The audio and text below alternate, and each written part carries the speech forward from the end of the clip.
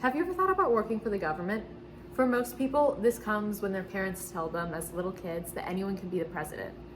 And while this is true, a lot of people don't recognize that there are more people than the president or the mayor that work for the government. There are a lot more positions that are governmental jobs. A government is a form of leadership, which regulates or supervises a community.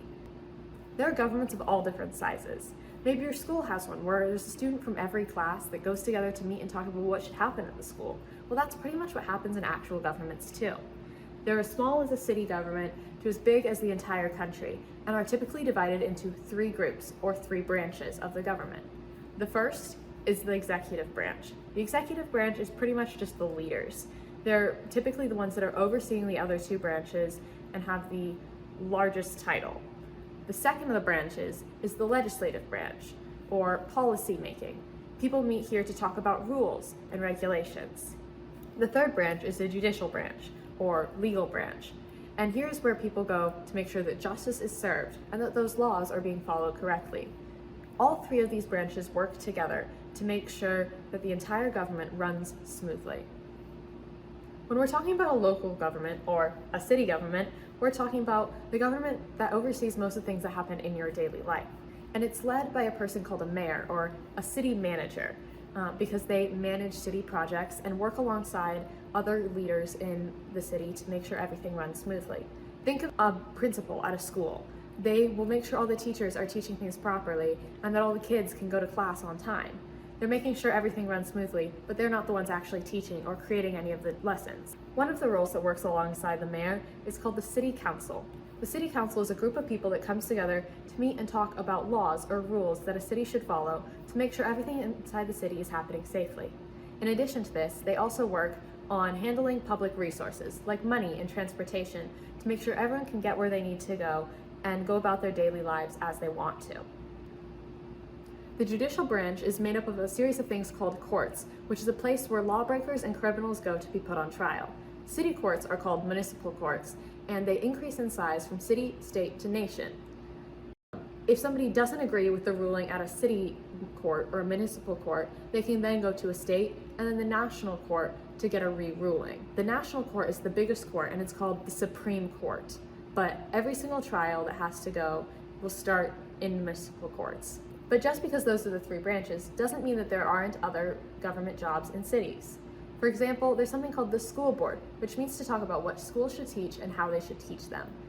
In addition to this, teachers are technically government jobs.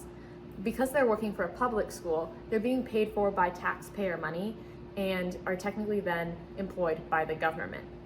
As well as this, people who are like firefighters, policemen, and first responders all also work for the government because they're dispatched by government officials. Your state government oversees all the cities and counties within the state and regulates projects that affects people within the state. Although there's just as much variety in state positions as there is in city, the most important ones you need to know about are state representatives, the governor, and state senators.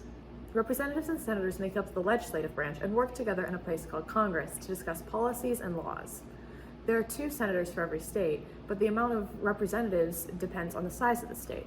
Larger states like Texas have a lot, like 38, and small states like Rhode Island have less, 2.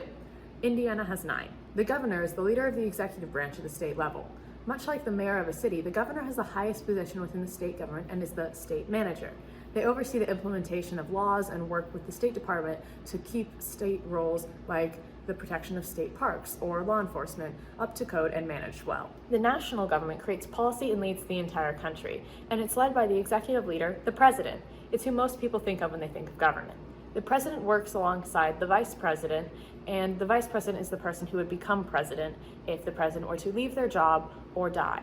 This hasn't happened many times, but it means that somebody's there and can take over in case of an emergency.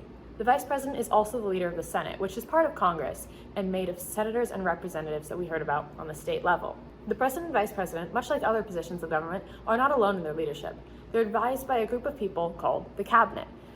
The cabinet is a group of high-ranking officials who are chosen by the president to help and give advice and plan policies for national programs. Typically, leaders of the cabinet come together from different national departments. There are many different departments that have different roles, but every department works together to ensure everything in the country is running smoothly. Ultimately, the government has lots more jobs than people credit for and help lead people in all parts of our country, from nation all the way down to your city.